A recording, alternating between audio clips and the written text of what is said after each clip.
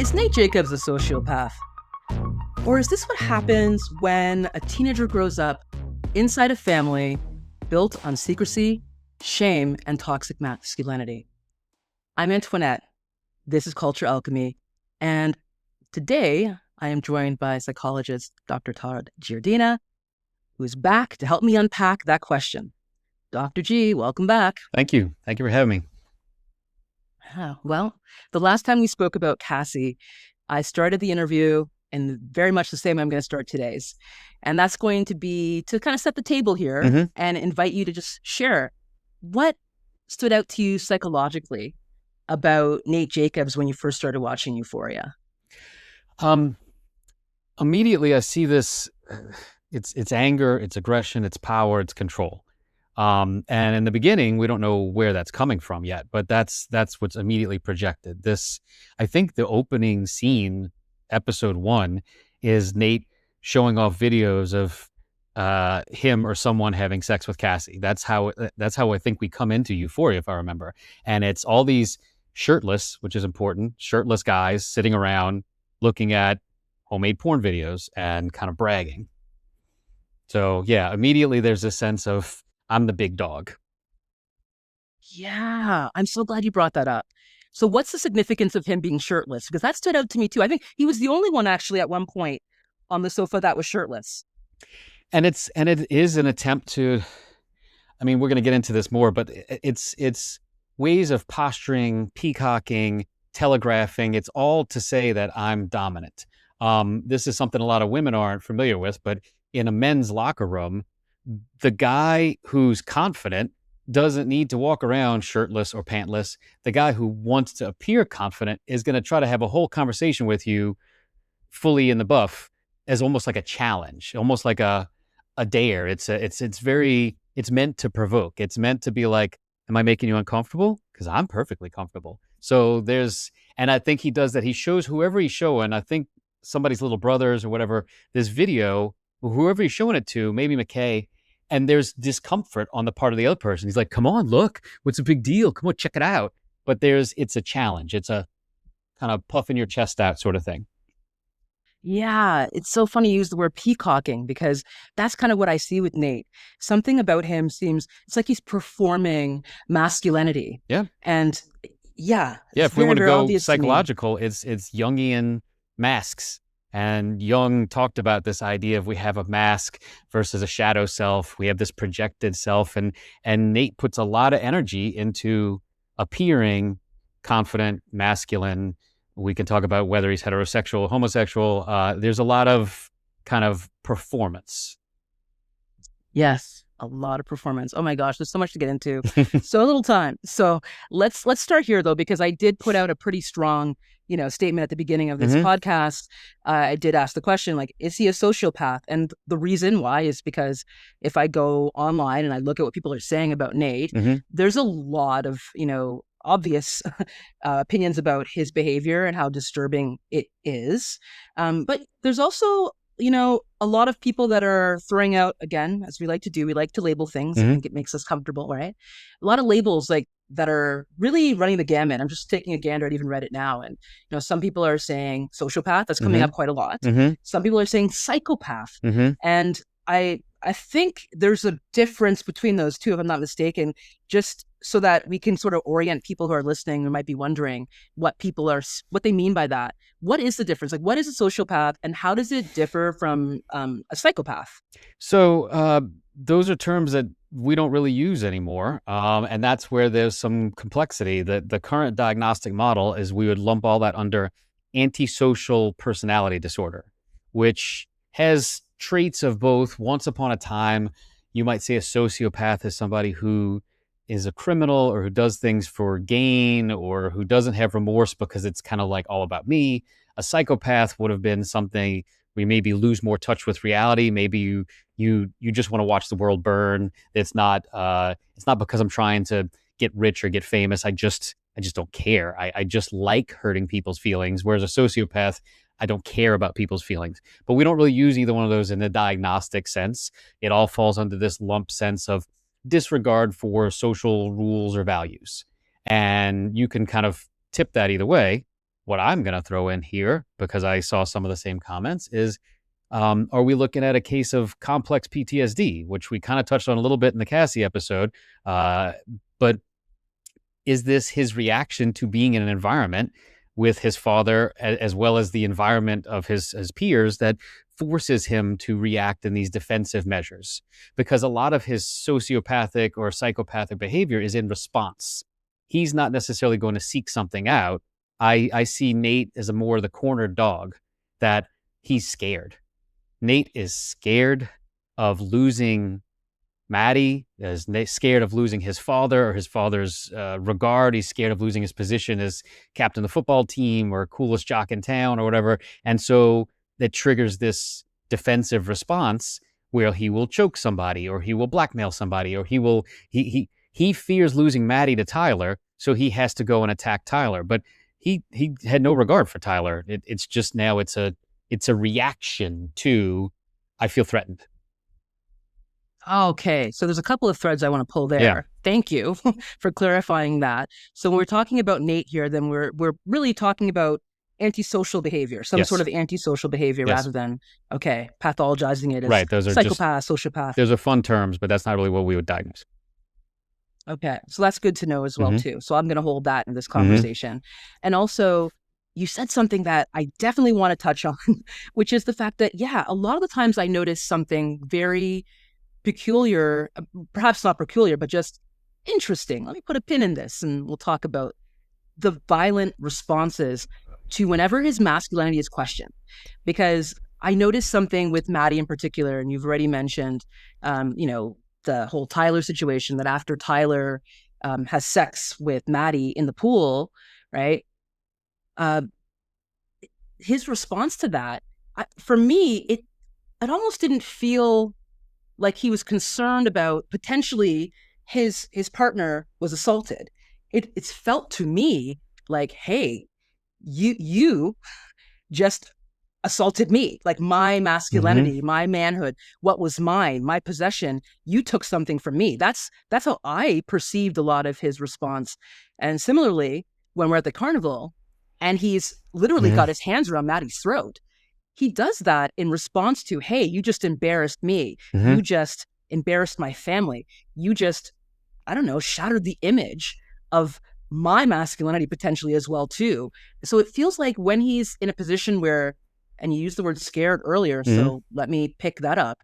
When he's scared or threatened in terms of his own masculinity, he gets violent. The only time he doesn't do that, there's two occasions I'm going to ask you to speak on both, is when he is at the play.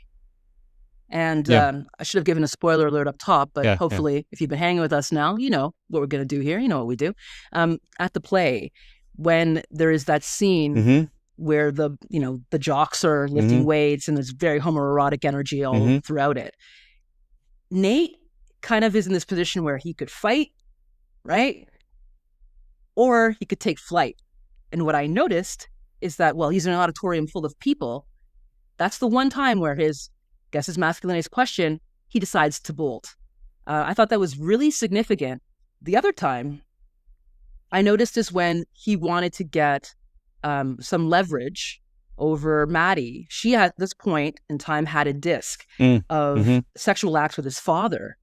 Now, how he gets that disc, obviously we can talk about that, but essentially he does start to reel her back in with "I love you" and with very sweet, very caring behavior. I noticed that almost used strategically, right, to gain favor. So I do wonder, what do you observe about the way that Nate is using violence? So why is he responding the way that he's responding?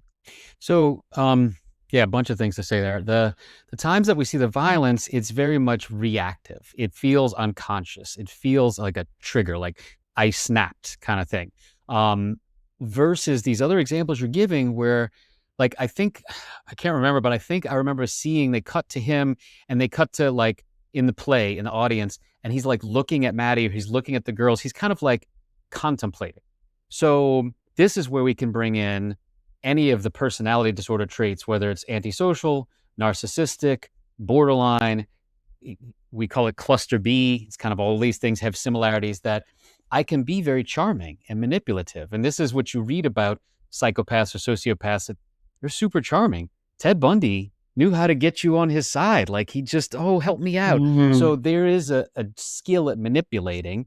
And that's kind of what he does when he threatens Tyler. I need you to go to the police and say you choked her. It's what he does when he wants to have leverage against Jules, that there's like a, if you do this, then I'll blow up your world. So then it becomes more cognitive. Then it becomes more calculated. That's when we're getting more into that sociopath kind of behavior, which is different, I think, from the reactive anger that I see as more a PTSD style response, where it's unconscious. It's just 0 to 100. And in those moments, we can bring in some other psychological terminology here. Freud, I think it was Freud, it was either Freud or Jung, we talk about something called reaction formation. And it's that if I feel like my defense mechanism needs to go up, I'm not gonna correct. I'm gonna overcorrect.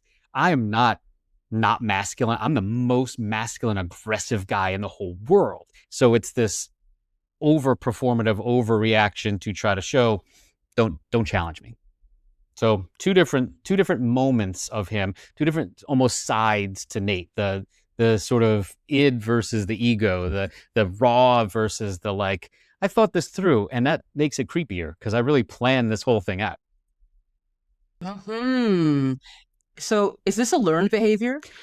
And that's something that gets really tricky here, right? Like, what he sees in his father, because what's really messed up about this particular scenario is, I mean, I'm sure we can throw a rock and hit several families where there's a parent, usually the father versus the mother, who's not comfortable with their sexuality, whether they're bisexual or homosexual, and they've had to repress it. And this happens.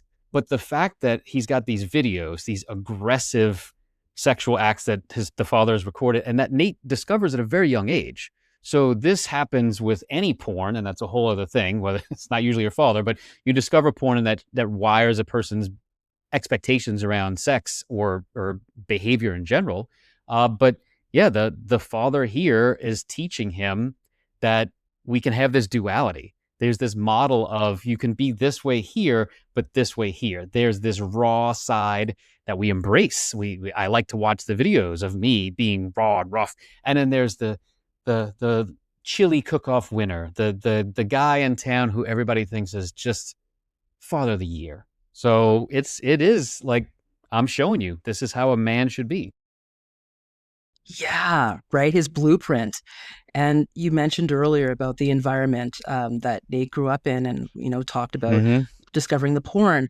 And I want to go to that because obviously he discovered the porn at an age that I want to also get your opinion on. He was 11 when he saw the porn, and I noticed that 11 was an age. I only noticed this, by the way, upon a second viewing. But Jules also, I can't remember if Jules went to the psych ward when she was 11 or if the mother was trucked away to the psych ward. But 11 comes up multiple times in multiple characters. Yeah, go back. And I penciled it in because what is it about that age developmentally that makes it such a raw age? Because I can't imagine that the showrunner, Sam Levinson, chose that age randomly. Right. I'm sure that must be a very important age to a young person's development. So what would that do to a young person to discover that kind of material about their parent at 11? Right. Well, I mean, prior to that, most children are children and don't have any sense of, I will be an adult one day, or sex is not in their purview. Girls think boys are smelly, boys think girls are annoying. There's not, but then that's when you start to develop. Many women, that's the age of menarche. That's when they start developing breasts or hit puberty and have their first period. And so there's this, you've become a woman now, and now we need to talk about, you could get pregnant now. And boys suddenly notice that girl has boobs. Wait, she's not a girl. She looks kind of like my mom or my mom's friends. And so there's this, that makes me feel some kind of way. So it all starts to kick in around there, that there's this shift mentally of, who am I? And that's also in a lot of cultures, that's when, women are taught you've become a woman because now you've gotten your period, but then men are taken on these vision quests, or you have to do the challenge, or you have to do the hazing. You're now a man. You have to go on the hunt and smear blood on your face. There's like this whole kind of thing that happens. And we have seen one of my, I'm going to go on a slight detour because I find it fascinating, but one of my favorite case studies I ever read in a human sexuality class back in grad school. This was so unique. They just wrote up the case study, not even like a study. This guy kept going into the emergency room with burns and fractures. And they were like, and he was a frequent flyer. So finally somebody got his history.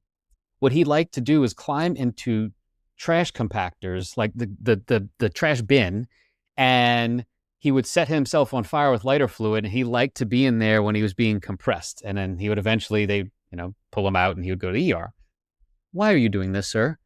Well, apparently, when he was young, his mother left the oven open, turned it off, but it was cooling, and it was a tight, warm space. And it happened to be that he climbed in there, which I think he had done a few times. It was like but his first time ejaculating was in that space.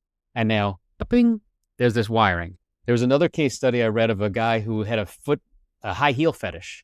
Apparently, he would lay on the floor and crawl underneath his parents' bed and masturbate. But the first time he actually ejaculated, like something came out, he's now of that age, he was looking into his mother's closet at all of her high heels stacked up.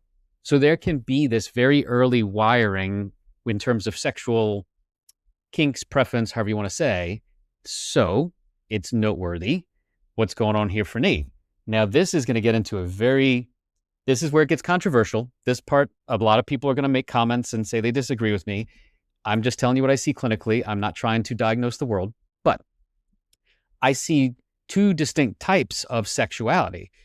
The born this way is what most of us think about or see as the belief, the biology that nobody asks for this, that you are heterosexual, homosexual, bisexual. This is it. This is how you grew up, how you made. But I've seen some sociologic response at times.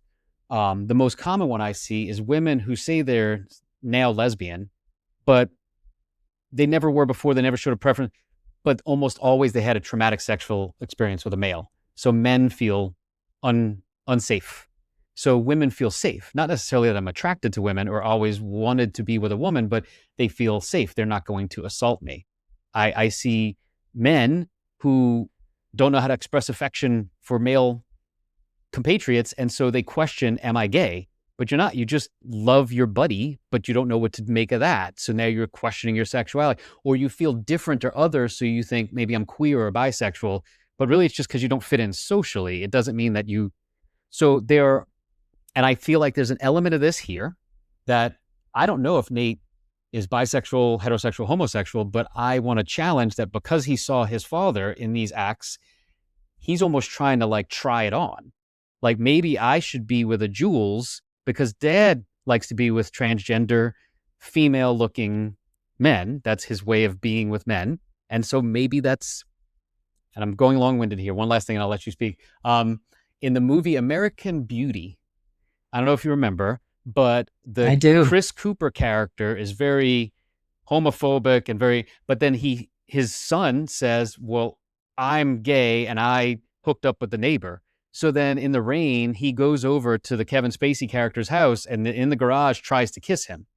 Now, I read some articles online that allegedly there was a backstory we don't know where he was closeted homosexual, but the way the story is portrayed there, it's like, I'm trying to understand my son. Maybe I want to know his world. Maybe, so I feel like there's an element of that here for Nate that we don't know how he's wired versus how he's trying to be like father or understand father. Like, is it my drive or is it to fit with this model? Okay, do what you will Dr. with that. G. I know, lots of stuff there. No, I love it. I love it. Oh my gosh. Okay, because wow, let me just sit for a second with that because I actually did want to ask you a question about the Jules dynamic. And wow, that there's so much in that because that does come up a lot too when we talk about Nate. People talk about his sexuality and certainly question whether or not he is straight, is he queer, like what is his draw to Jules? Because the only time we see him, I mean, at least from my vantage point, talking to somebody where there's a level of emotional depth really is when he's texting with Jules. And well, good point. Yeah, and is that manipulation, right? Was that genuine or is that to reel her in? Yeah. Well, that's the question, because at the point when he's talking to her on this gay app, he doesn't want anything from her. There's nothing. Well, I mean, we can debate whether he wants something, what he might really want, but there's actually nothing that I can see that would warrant him doing that. And I think we touched on it a little bit with the disc. When he goes to this, there's a disc of Jules and the dad. He goes down to the lake, he meets Jules, right? There's two moments where that disc comes into play with Jules. The first is when he goes down to the lake and he needs leverage on Jules. So he's giving her the disc because there is something to be gained, certainly. But the next time he does it is towards the end of the second season, when he has nothing. Well, again, with Nate, there's always a question of you don't really know, which is what makes the character so fascinating.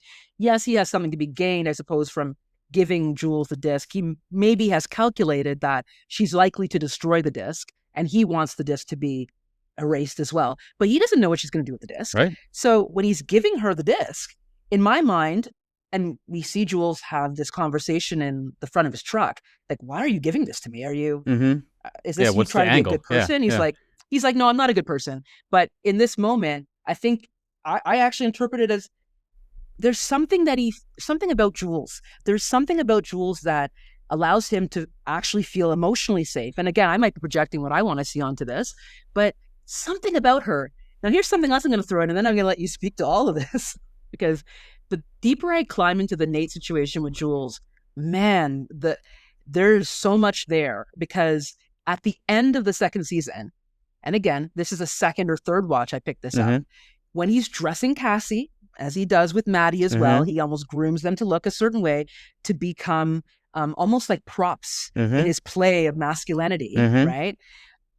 Cassie, her eye makeup is identical to Jules' eye makeup. Her straight blonde hair is identical to what Jules, when we first see Jules, she's wearing the same thing, which I thought, that's so interesting. It's like, Cassie is safe. She's the hot girl. She's the girl that, obviously I'm not gay, because look at the chick I got on my arm, right? I got the babe of all babes. But still, something about how he dresses her up to look like Jules. And the only time I ever see him really show any kind of real vulnerability without a motive that's clear to me is with Jules. So sink your teeth into that. What do you think's happening there? So let's put a pin in. I have a whole discussion about the tape, or the disc. We're going to come back to that. But yes, Nate has three love interests, right? We start with Maddie, then we kind of vacillate between Jules and Cassie, and I can't remember where he ends up. But I see them as three different. Maddie challenges him. Maddie's the kind of girl that she wears the very provocative outfit. She will cut you. She will fight you.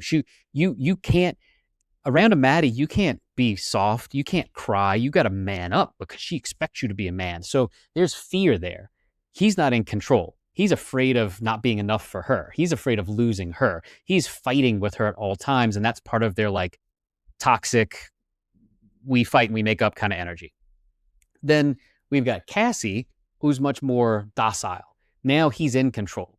Now, instead of fearing losing, now he's got it, right? And we talked a little bit last time about how he's kind of challenging her with the driving the car, the threat, how far can I push it? But it feels very much now he's top dog. Then if we shift to Jules, because, and again, I'm going to upset people in the comments, but just remember we're talking about a show here. Because she's the new girl and she's transgender, and we know that she's provocative, at least she was, or promiscuous, she was with my father at the very least, then now I'm even in a more power position, because I have all this leverage. I'm the popular jock. You the new girl, transgender girl who slept with my dad. So yes, I got something to lose, but you've got more to lose. I could put you on the sex offender list. So it's levels of power, and I think I don't feel threatened. I feel like I can share. So let me take it even a step further. There are stories of guys liking to go to strip clubs and using the stripper as your pseudo therapist, because she's just a stripper, right? I could get her deported, or I could get her in jail, or I'm the big dog here. So it's easy to open up to you. I would never tell my wife this. I would never tell my friends this, but you're safe because who are you? So there's this leveling up and thus able to open up is what I see with him with these different interactions. Interesting. Okay. I thought you were going to take it to the I want to be like my dad, so I want to be with the woman who my dad has been with place. Like, that's where I thought you were going to go with it. Okay. And this is where I'm going to bring in the disc. I caught this on a second watch. The dad, when we get the flashback sequence of the one night when he finally embraces his sexuality and him and his bestie go to the gay bar and it starts with them wrestling in like this weird, we're not sure how to be, but then they slow dance to a very sweet song. I don't remember what it is, but it's all very ethereal and loving, and they don't show them actually having sex, but the implication is strongly there that they took it all the way that night. And the next morning he answers the phone very excited. It's you, and it's his girlfriend, and she's pregnant. But his first or his one and only true sexual experience with a man was sweet, was like loving. And so maybe that's his dad. I can't remember, Cal. I think Cal's true nature. Yep. And then maybe to some degree that's Nate's true nature. Maybe when I'm in a safe space and they had to drive, it implies a very far away to this hidden gay bar outside of town and nobody knows there. Now we can be us. There's a part of Nate that I think craves to be safe and seen and real, but where everybody knows me this way, including my father, and he doesn't know that story about his father. He doesn't know that his father could ever be sweet. His father's demanding. You're not leading the football team the way you should, even though you won the game but that doesn't mean that there's not some similar wiring there. Oh, wow. Okay. I mean, if you're not the type of person that likes tangents, right? Yeah, this is not going to be for you. but sorry, not sorry. But this is so fascinating, and this might be, if Sam Levinson, the showrunner, did this intentionally, then I mean, what a wicked web he's created. Because you just mentioned something that reminded me of something else connected to the environment that maybe connected to his father. You said that Cal was able to be fully vulnerable and intimate with his male friend, and so he goes back to I think the same bar, right? The same gay bar later on, and to try to pick up. Yeah, he tries. It's interesting to me. Wow, that Nate does the same thing, but he does it in a different way. So there are two scenes here. One, when he, if you recall, after, I don't know where he's at with Maddie, maybe they're on or off again, but he goes to pick up Cassie, and he takes her to a place that looks like a construction site. Yeah. That's his dad's construction site, I'm now realizing. Yeah. I go, what? Why would he? I kept thinking, why is he taking? Because I would have been like Cassie initially, kind of like, what? Yeah, why are we this here? This might not end well for me. Yeah. Why are we here? What's going to happen here? And they end up having sex there.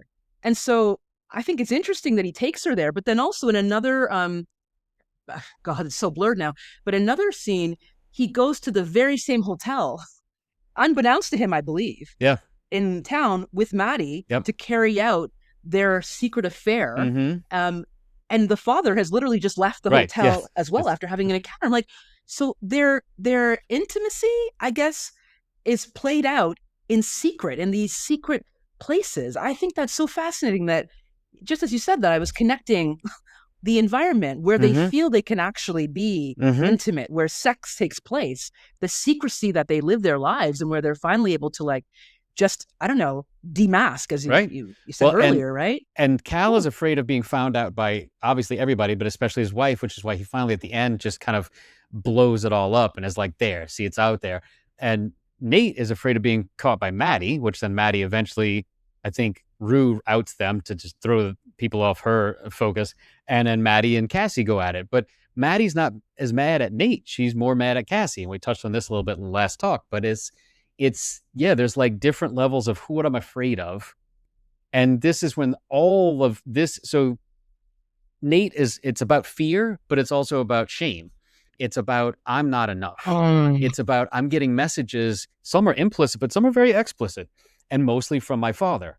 So if I am not living up to my father's wants, needs, example, even down to the dad, I think kind of maybe knows that he's watching these videos, or there's like an implication that you knew about this. I don't remember if he catches him or early on, but later on he leaves the note sort of implying like, um, so here's where we get to Nate's sort of symbolic, again, guys, we're talking about a show, so please don't take this as psychological advice, but the symbolic killing of the father figure.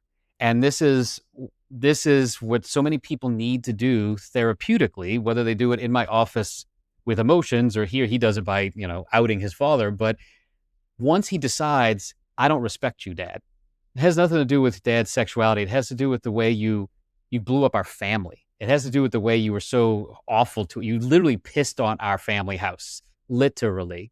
So now I don't need to protect you. I can give away this disc to Jules. I can out you to the police. But now I don't need your approval anymore.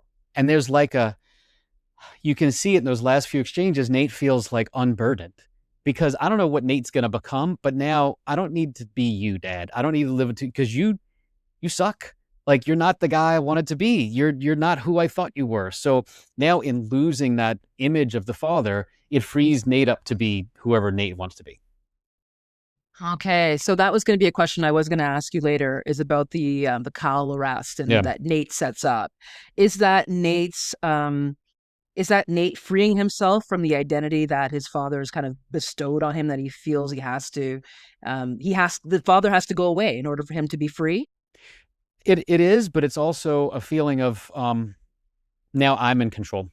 Now I'm in power. And so much of it's been a power play, and there's some more we can talk about Nate's power control issues, but there it is. Now you don't have anything on me. Now I've always had more on you, but I just wanted, I kept your secret because I thought that was our little deal here. I thought you would love me and I would love you, warts and all. But now, if you're just pissing on our family and going off to have some kind of weird orgy at your office, well, I'm not included in that. So bye, Dad. Yeah.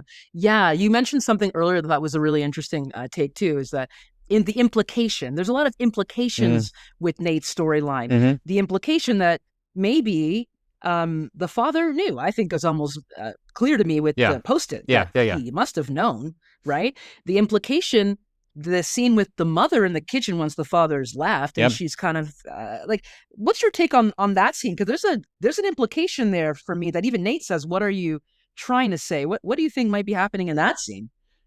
I can't recall exactly. I know they're sitting at the kitchen, the island talking, but I don't remember what she says exactly. If you can remind me, if you remember, but I'll remind you, because I do remember that scene where they're drinking together. She's talking about her glory days, and she's saying, like, at one point she specifically says to Nate, why, you got all your father's bad parts. None of the good parts. I thought it was kind of weird for her to say that. Right. I don't know what that even should mean in this case. But then she kind of takes a step back and kind of looks at him. She goes, again with the age, by the way. So you were such a good boy. I remember you used to come in, give me a kiss goodnight. You used to hug your dad. That was around 8. And then something around like maybe 10, 11, something changed, something switched. And then she kind of looked at Nate and she said, I asked your dad, like, what do you think's going on? Like, we should send him to a therapist. Oh, yeah. And the dad said, no, leave it alone. And she kind of, in that moment, she looked at Nate, and I think Nate knew what he was picking up, what she was throwing down. She kind of said, like, did something happen? So I'm just curious, like, in that kind of like, maybe you've had experience in your office with this type of come to Jesus moment where a parent has said something like this. What's happening there? Oh yeah. And that's, now it's coming back to me. Yeah. The number of times people have told me stories about stuff that they said as a young person to their parent, I need to talk to a therapist. And the family's like, because the family doesn't want their secrets out. And so, or the family doesn't want to be seen a certain way. It's both cultural, I don't want you talking trash about our family, but then it's also sort of inner small c cultural of, I might have things to answer to. So you're just going to have to power through. And if only, and I hear this all the time, if only I had seen a therapist then, maybe my trajectory would have been so different. But that's something that I realized, that there's so many daddy issues with Nate because the mother's a non-entity. She barely shows up in his life. It seems like she's not, like, where are you? And the brother, I forget that there's even a brother till like the very last scene, really. And he shows up and is like, why is dad drunk in the hall? But he's never around. I think there's some talk about, the brother's, I think, older, and he gets blamed. It's because of you that I can't be me because your mom got pregnant with you. But like, there's these other two people in the house, but they have very little to no bearing on Nate. It feels like there's no influence. They're just not even present. So I don't know. The mom, she's not quite as bad as Cassie's mom, as we discussed last time. But what I also see is that the mom feels almost like a parallel to Maddie, because there's this sense of like, the mom says something after she's a few drinks in there, like I was hot back in the day. You should have seen me. I was hot and Yes. wild, or something like that. There's sort of implying I was a little bit like Maddie with that provocative outfit she wore to the fair. But then also, he feels trapped into Maddie, like she's this dangerous thing. And then the dad got trapped by, now we're pregnant. So now we have to be. So it feels like there's this parallel of like these women who like we resent because I can't get away from you, but you're so hot and fun, but you're like dangerous. So I don't know. That's it. Yeah. Oh, that's so interesting. It's like, oh my goodness, like a Russian nesting Yeah, doll of all yeah. these different themes, man. No. That's so true. Oh, that's so true with the mother, because I know Nate loves his mother, obviously, Yeah. but he does remark a number of times that she's weak, like in the narration that we hear, right? Yeah. So absolutely. Yeah. Wow. Oh my gosh. Okay. So, I know, as I said at the top, there's, kind of a lot of questions around Nate's character Mm. and if he has an antisocial personality. And so as we, start to wind down Mm-hmm. here, I want to take it into your office for a bit. Yeah. Now, we talked about Cassie last time. We get an 18, 19-year-old Cassie walks in your office. So what do we do now with the 18, 19-year-old Nate that walks into your office? Is someone like Nate redeemable? See, I was going to say what I would do with him, but redeemable is such a big word. Yeah, maybe that's not a fair question right now, but He's one that we would have to go full gamut, sort of like tear down the shame. Like, tell me everything. And that's a lot of what people do in my office. It takes a long time to build up the trust and the safety, and there's a lot of superficial scratching of the surface. But then if you can come in here and tell me whatever, your deepest, darkest fear, the thing that you've hid all along, the thing that and I look at you and go, okay. The non-judgment, the feeling of like the world didn't implode. I said it out loud and it's okay. And that's what we want to step into, stepping away from shame and fear. I mean, honestly, at his core, Nate still might be an asshole. He might still think that manipulating people is the way to get what he wants. But I actually teach something in my office that everybody knows, this idea of black magic, right? Like, I can do a bad thing to you, but I believe in white magic. And the way I think about that is, if Antoinette, if I get off this call with you, and as I drive away from my office, if I send you warm wishes, if I hope you have the best day ever, well, maybe I did something to you, but if it benefited you, do you care? And now let's take it away from magic, just to straight up manipulation. I use white magic in my office all the time. You pay me to manipulate you. You want me to make you feel differently about yourself, but we're very clear on what's happening. I'm not hurting you. So if I could teach Nate how to use his charm, like be the hot guy, but use that for power, not to hurt people, but to, maybe you can lead the charge of, I'm going to plug this. I'm part of a group called Hassle that started out of the UK, and it's women trying to teach men how to be better and spread the message to end sexual harassment and sexual abuse of women. Like, Nate could be an ambassador for that and talk about, I'm a tall, hot, jockey guy, and I used to be this, and now I'm not. And guys, you should listen to me. Don't be like me. Like, use that for good. So I would try to redeem him in the sense of, you have certain traits, lean into them, but not in a way where it's a zero-sum game. I win and you lose. White magic is where you use your skills, your power, your talent, your assets to manipulate the situation. But if rising tide lifts all ships, if everybody gets better from it, then you don't need to go to bed feeling like an asshole, but you use what you had and you won the game. So that's where I would go. It's shame attacking and sort of confessional. And then it's leaning into, this is how you know how to do it. So yeah, maybe you're not going to be straightforward. Maybe you got to have this little razzle dazzle, but okay, but that you don't need to be an asshole about it. There's a way to do that where you still feel powerful, but nobody gets hurt. Yeah, that's what, at least for me, was coming across, and what you're suggesting is that it still gives him a sense of agency, right? Yeah. Because it's somebody who wants control, right? Okay. This definitely was made to be feel powerless, so this gives him a sense of agency, but you're using your powers for good. Yeah. You're using your powers for good. Be right? a leader. Use your hotness, use your height, use your football skills, use your whatever, but strategize. How can we get funding from people to help the charitable organization? And if you get more money to save the animals, great. And if you did that by kind of flirting with some older ladies who want to open their purses, great. Nobody got hurt. They got to talk to the hot guy who's tall, and the animals get money. Wonderful. Right? So this is how I would kind of steer him, because a lot of people, you can't change who they are, but you can sort of redirect their energy. The way I think about it is like, if you put something in the middle of a raging river, if you put something there, it will start to steer the water. Blocking the water is a hell of a thing, and that builds up a lot of tension, and then it might explode. But if we can just nudge the river left instead of right, okay. Oh, well, that's promising. I mean, Maybe. And we're saying all this, right? Exactly. Well, maybe because we're saying all this, and by the time this episode drops, season 3 will have aired. And so will this be the path for Nate? I'm not sure. It looks like it's going to be, but well, and the way the show is written, guys, I don't think this is. I was just telling someone before I recorded this that there's not a lot of happy endings in Euphoria. There's not a lot of, it doesn't go well. It starts to go well, and the bottom drops out again. And that's the hard thing, that without outside intervention, either from professionals or by changing these people's environment, they are prone to making bad decisions, which begets more bad decisions. And now I'm dug so deep in the hole that I got to keep digging. So that's where this gets really hard. But I do think season 3 promises that we're going to see some egress. I think they're going to get away from their hometown, and that's when things can happen. I tell a lot of folks in Miami here, go be a different person in a different city. And even though you're bringing your baggage with you, nobody's here to put you back into that box to expect anything from you. So you can show up and be. I reinvented myself when I went away to college. There's a reason I left state. So, That's interesting too. I mean, a whole other topic about travel and what can happen when we travel, right? The journeys that we all can take. You can change your mask. Completely.